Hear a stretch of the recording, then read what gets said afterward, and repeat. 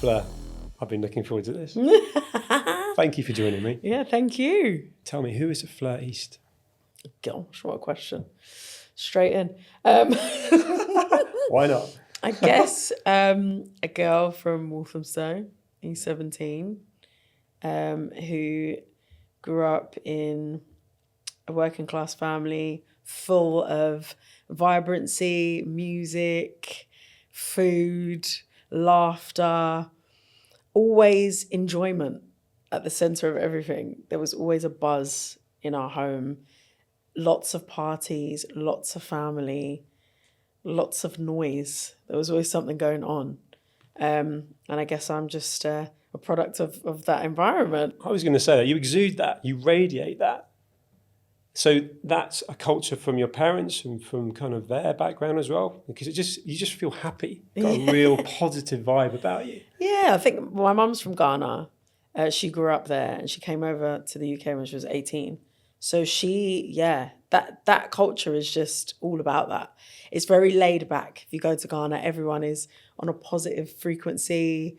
There's a lot of laughter, sharing food. It's kind of all about community, and a lot of the culture involves, even at dinner time, sitting round a bowl together and literally breaking bread together. So strong friendships, strong family bonds. Yeah.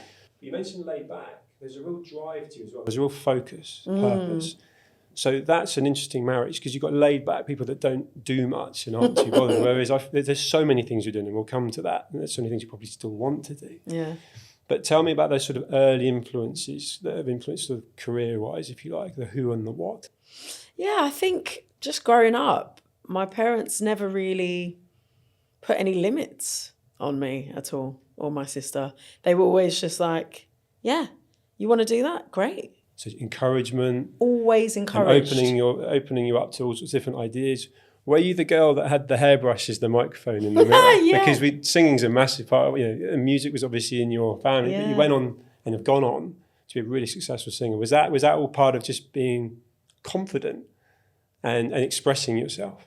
Well, not really. It was kind of the opposite, actually. I wasn't very confident as a kid. That's how I would describe. I've got one word I was thinking about in overarching to talk to you, apart from being positive and that positive vibe. Confident is what I would have described you as. So is that something you've had to work on? It's interesting that you picked that word, because when my dad was following me on my X Factor journey, he met with Jay James, who was also in the competition at the time, and he just had a daughter. She was really young.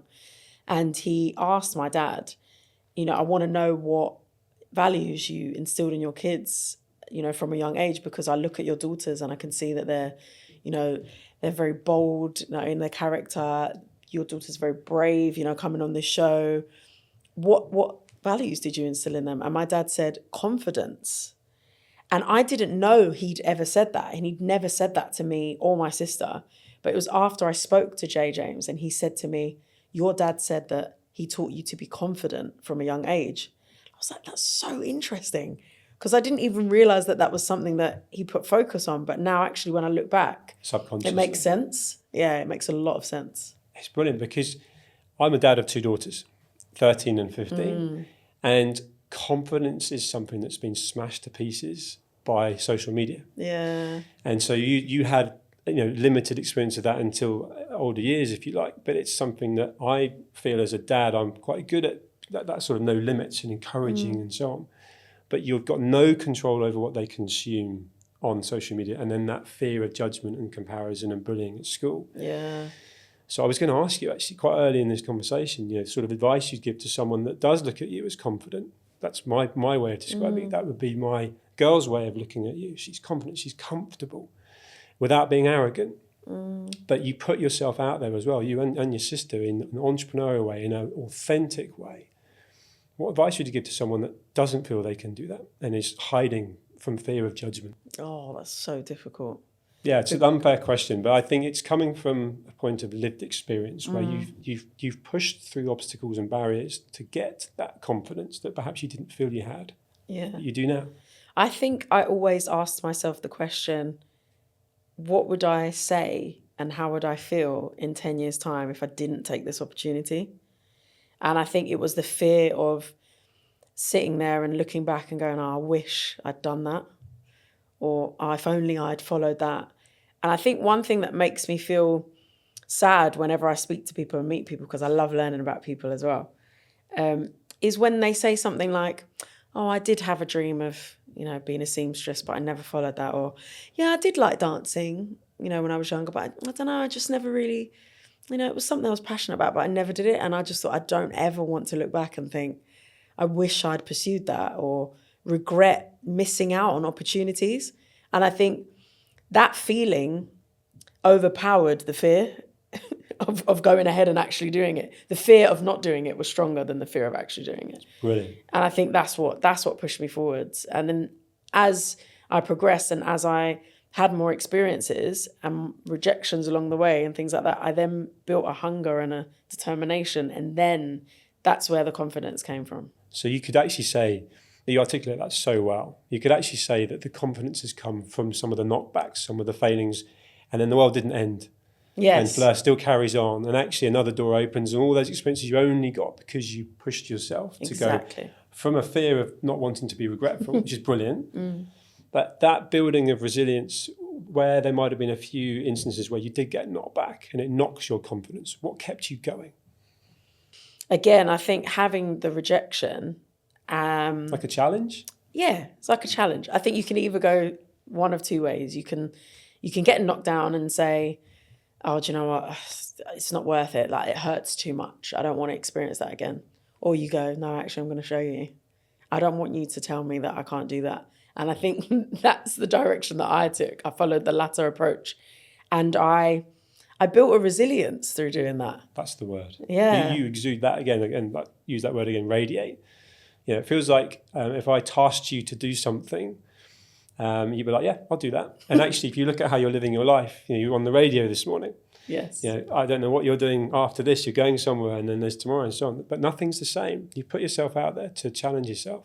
What have you not done yet that's on Fleur's list of like, this is something I want to do? My goodness. I've dipped my toe in the acting world. So I've done bits and bobs. I did like a bit part in Ted Lasso and featured in a BBC drama. That's a great show. I love that show. It's a great show. Phoenix Rise, I played a teacher in that.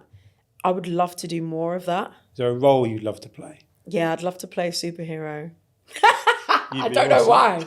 I've always imagined, like a Catwoman type figure, like a strong, empowered female 100%. Figure. That's what I would love. You're manifesting that would be a dream. It right now. That would be the dream. Yeah, I'd love to do that. I'd love to write more because I've always loved to write. And I've been able to express that through writing songs, and I write a bit of poetry as well and spoken word. But I would love to write some sort of fiction along the way, something that's quite imaginative. Maybe because life's busy right now, right? So busy. But if you're thinking that and again manifesting it, that's something that you'll be able to come to at some point. Yeah. But the acting side of things would be great. And in terms of just curious, because you're a natural performer, what about on the stage? Because superhero is film, it's movies, right? But would you like to go on the stage? I would love that. But it's funny because I remember being younger, my dad would always say to me, you can never have too many strings to your bow. And so hence I'm doing about 20,000 things. People are always like, gosh, how do you even focus? You're doing 1 minute you're on the radio, next minute you're on TV, and then you're singing, and then you're a mom, and then you're doing a business. And there's so many things going on. But I just love exploring everything, all the flavors of life. So juggling intrigues me. So as an entrepreneur with different business interests, and again, you and your sister are very entrepreneurial, and all the things that you're pursuing, and a mum, how do you juggle? Is it a myth that there's a balance? Because you look like you're sort of killing it, and there might be lots of balls you're spinning and plates you're keeping up. But have you got a system that works for you? How are you keeping all those plates spinning? I think the key is just whenever I'm in a certain role, I'm in that role. I'm not thinking about any of the others. So you're fully, because I can tell you're fully present. Yeah. Yeah. So at this moment in time, the same with you've got to be on the radio, it's live. But that's so that right now I'm going to do the best I can with my ability. Exactly. And then I'm going to, okay. Exactly. Be so present in the moment. And to the point where in my personal life, I will be in a scenario or having a conversation with someone and my phone is somewhere else. I don't know where it is. My family hate me because they can never get in touch with me. They'll have to either call my sister Kesha or my husband Marcel to reach me. because my phone's somewhere and I'm talking to someone about something. But you're in the moment. I'm in the moment. But that makes you seriously good company, if you think about it, because there's plenty of people. I'm guilty, even with my kids, and I'm telling them to get off phones, and then my phone's going, it's like, just quit it. And then you can see they'll drift back to their phones, and I'm a hypocrite now. So you manage that really well. Yeah, I think that's how I I'm survive. going to take that advice from me. Yeah, be present in whatever it is that I'm doing, and then I can dedicate myself fully to whatever role I'm playing at that time. And of course, then it's for you to decide how it fits into the schedule and so on. And radio, it seems like you're really enjoying the radio. I've been listening, knowing I'm going to meet you today and film, I've been listening to the radio. And it's like you seem like you really enjoy it. Yeah. So, I mean, I guess that's a question I've got, is that sort of how have you found the things you want to do? Singing was clearly a passion. Yeah. How have you then looked into other things you wanted to do and decide whether they're things you want to actually pursue? Well, I think because, like I said, my parents always encouraged me to explore all of my passions. I've always done that. So from a young age, I always knew I wanted to sing. So I was always joining either a singing club in Walthamstow after school or sung in the choir at church. And so I was always exploring that. And then alongside that, education was such an important thing. My mum was always like, you need to get a degree. That was the thing. At first I was like, but I just want to sing. Why have I got to get a degree? But there was literally a wall of fame, I'll call it, in my nan's house, my mother's mum. And Nana Christie, she had this wall of everybody's pictures when they graduated. And it was just a thing that you had to graduate and get your picture on that wall. It was something that everyone was, I guess, working expected towards. Within the family. Yeah, and expected to achieve. So at first I was annoyed that I couldn't just go out and sing. But then actually I really loved school and I loved to learn. Do you think it created a discipline for you as well? Yeah, it definitely did. And then I decided to explore journalism, and that's what I studied at university. Journalism and history. That stood you in good stead for everything else you've gone and done. Exactly. Fair enough, yeah. And then I did a little TV presenter course while I was at uni and joined dance groups because I love to dance. And so I was always exploring everything. And then it's funny, as soon as I got my foot in the door with music, everything else then came to me through that. That is interesting. And actually just the journalism bit, if you look at how we are all now our own personal brand, so social media, right? You have a really loyal, engaged community on social media. But you can put yourself out there with articulation, probably back from stuff you learned at university that's all from a journalistic point of view. So it kind of comes together. Yeah. One of the things you've been really, I think, brave and vulnerable about is your openness with mental health, which I think is ultimately inspiring a lot of other people to be more open. Where did that come from? And when did you decide you wanted to do that? I guess I got to a place where I always feel like I'm straddling two worlds. So even though I'm in the entertainment world and I've been doing this now for 10 years, I still feel like I'm still the girl from Walthamstow. So they're still dreaming of doing it all. So, for 1 minute I could be on a red carpet somewhere looking so glam, and then I'll get home that night and I'll be at home with my family and stripped back and absolutely loving that and sharing all the experiences of the red carpet. And I guess that's the journalistic side. That almost like a fly on the wall. Yeah. You get back in. That's really good grounding. That shows a real lack of ego as well. In the moment you can, I don't say turn it on, but you live it, and then you can almost share it in a probably really giggly. I find it fascinating. Yeah. I find it so fascinating and I love it. And any show I've worked on, I'll be so intrigued at how it works and what happens behind the camera and who works on it and how does it all come together.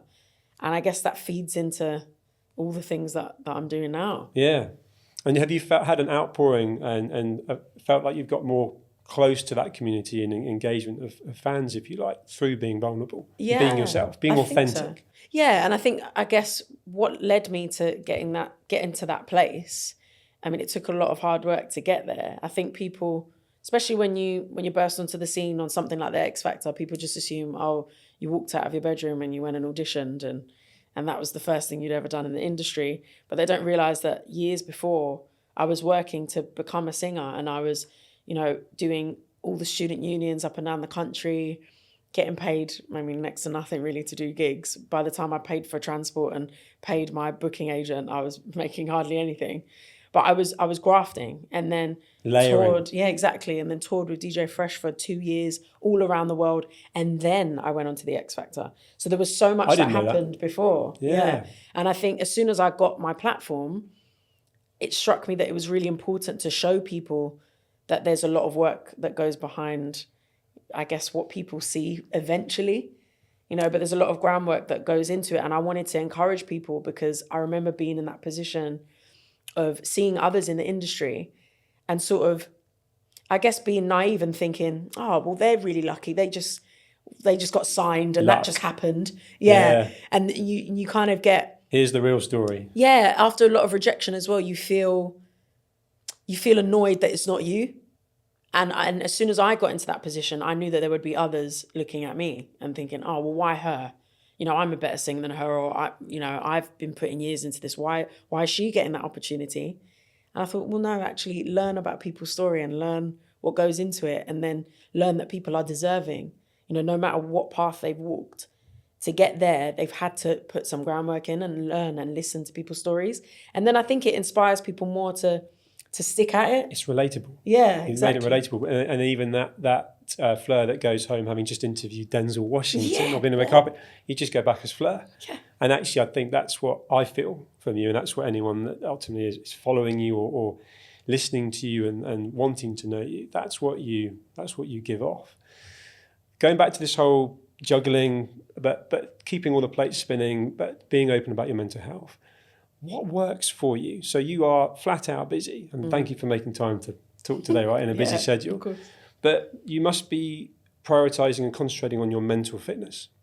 Yes. And your physical fitness, they go hand in hand. So what is it that you do in a busy schedule? Do you have a morning routine? Because, how do you fit that in before 6 o'clock on the radio, right? So do you choose to do something later? Do you try and get out for a walk and fresh air? What are the things you prioritize? Yeah, I think I always prioritize laughter. That for me is a big one. That's brilliant. A big one. And like you mentioned, social media, that can be quite a draining thing mentally for a lot of people. And I like to tell people, trick your algorithm. So, for example, if I see videos that are skits or comedy or a video of a baby laughing or light-hearted content, I'll save all of those and I watch videos like that. Yeah. So immediately, as soon as I get onto my social media, the first thing I will see is either a comedy video or it's something about a parent, a funny video, a light-hearted content. And I'm laughing. I'm laughing from the moment I've woken up. I go into Hits Radio with my team, James and Matt. We're laughing immediately. I'm with my family. We're making fun of each other and we're laughing. It's therapy. And that laughter is, for me, it is my top priority. That is my therapy. And if I can find the laughter and the joy in any situation I'm in, to me, it doesn't ever feel like work. I could leave the house at 4:30 a.m., get back at 11 p.m. and I don't feel like I've worked because everything I'm doing, I'm finding the joy in it all. It's not stressful for me in that sense. Brilliant. And actually it reminds me, again, leading up to meeting and filming today, you and Kashia in business together did a social post where you were stood by product in the shop. Oh, and you called out your uncle and you both laughed like that. Yeah. And it just makes me realise that's just pure authenticity. And you're doing it to promote the business. But you're doing it in the most raw, authentic way and having fun together. What's it like working with Kashia? Because being in business with your wife, husband, brother, sister, you having met you both outside and you're clearly close, but you're in business together, decision making, routes to go and all that. How's that all going? Yeah, it's interesting because we're so close. And I think I have a theory that we're so close because we're 5 years apart, but we shared a bedroom for years. And I think that's what made us really, really close because day and night we were always together. We played together. Subconscious stuff as well, right? When you were both doing stuff, you're both aware of what each other were doing. And exactly. And we would confide in each other. Yeah. And we decided very early on, and I don't know why, but we decided very early on that having your sister as your enemy is probably the worst thing you could ever do. Did you used to fall out? No, we didn't. Cool. We didn't actually, but we would see, so for us, it wasn't strange that we were close, but we learned quickly when we would speak to other siblings or when people would see our relationship, and we still get this today. People go, wow, you're really close. That's really nice. Yeah, you can feel You know, that. like me and my sister weren't, or me and my brother weren't. And we would see examples of siblings that weren't close and how that would just be the worst thing ever. It was awful because there's someone that you're so close to and they know everything about you. They know you. You know, you can go out into the world and you can be different people. You wear a different mask in different situations, but your sibling knows you through and through. So we've always been so, so close. And it was almost like I guess, an unwritten or unspoken pact that we had that we would never make each other our enemy. And that was really important to us. And so working together, I mean, it's come so naturally because we've worked together for so long. She's a makeup artist. She's done my makeup throughout my career and she's always my number one. That keeps you close as well. And that keeps us close. And then through the highs and lows of the industry, I've always had her with me. And she's always been the connection to family. Because if I was ever on a set somewhere or busy doing an interview or going up and down the country, Kesha would be the plug to the family. So she'd be messaging the WhatsApp group or speaking to my mum. Fleur hasn't been able to call you today because literally she's been flat out. We're doing interviews, we're doing this. Or she'd take pictures of what was going on in the day and send it to the family group and go, this is what she's doing, guys. So, you know, she's not on her phone right now. And she would be, I guess, the eyes and ears for everyone back at home. And you know, chance for you to be able to ground again, and for Exactly. Kesha to be totally with her best friend. Ultimately, I guess that's the way to look at it. 100%, yeah. And we always say that we were doing TikTok and social media before it was even a thing. We used to film skits at home. We could spend hours and hours in our room filming skits just for fun. You know, on old school video cameras and... Yeah, but look how valuable that is now. now. Yeah, now it's Because just natural. it goes back to when I was saying, you know, the whole confidence and now personal brand and social media. A lot of people, myself included, 47 years old, a couple of years ago, to start sort of putting the phone in front of me to do this self-conscious stuff. You blew the doors off that by just doing skits and... Yeah, we still have the videos now of Brilliant. us just putting little plays together or shows together and entertaining the family. And so that chemistry is just really natural. So I guess now working together on a business is different because we haven't worked together in this capacity and we're navigating, you know, what our different ways of working are. But at the center of it, it's just what we've always been doing. And it's just more official, I guess, now. Well, it's a relationship with a purpose to ultimately achieve business success. What are the biggest challenges that you both are facing in the business? I think, honestly, the biggest challenge is juggling now our personal relationship as sisters and a working relationship. Because at first we didn't really consider that. We were just like, oh, great, we've got all these ideas. Let's put them onto paper. Let's create a hair brand. Let's get into boots. We're selling. This is great. But then which you've done, by the way. So you tick the success box, yeah. But you've just got to make sure But then it's like, oh, but now we're business partners. And, you know, a lot of the time we could spend a day together and we're talking about Curl Kitchen the whole day. So you've actually got to make a conscious effort to say, right, stop. Let's not do that. Yeah. Let's have actually a sister hug and then we talk about something else. Yeah, because we used to spend hours together just being sisters and not doing business. But at least you recognise that. Yeah, that's something we've in the first few months we've gone, okay, let's actually go out for lunch and just not talk about it. Yeah. I mentioned the word success then, and you're killing it in business. Relating that to Fleur and the career you've had, the things you could call successful. Sitting here now, what's your definition of success? Yeah, that's an interesting one. I think the definition for me is being happy. And like I said before, being able to have a career in something that you really enjoy, like truly enjoy. Follow your passion. Yeah. And that you wake up and you don't feel like you're going to work. I think that is success. It's not like numbers. It's not money. It's just being comfortable, waking up every day and being happy to do what you go to earn money to do. Because ultimately, I mean, we all need money to survive. But if you can crack that formula of making whatever your source of income is, your absolute passion, and something that you can smile through. That's brilliant. I mean, that for me is success. And it's inspiration coming from you. And I actually, my last question, which might well overlap what you just said, was reflecting on your life and with perspective and maturity to a young Fleur growing up and an aspirational potential singer, radio presenter, all the things that you're doing. Is there one piece of advice that you give to that person, to your younger self? I would say don't limit yourself.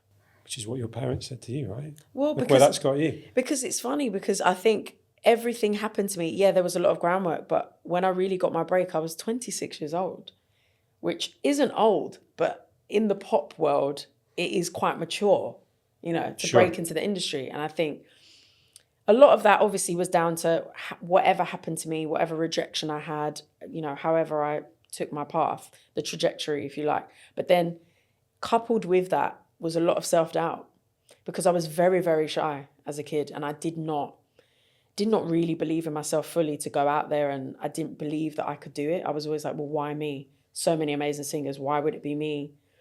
And I was riddled with a lot of self-doubt. And I almost think if I was more confident and if I believed in myself a lot sooner, I probably would have opened doors a lot earlier. So I think that held me back a lot. So I would just say, just don't limit yourself, and you can do it, and just believe that you can do it. It's great advice. I was so looking forward to this conversation.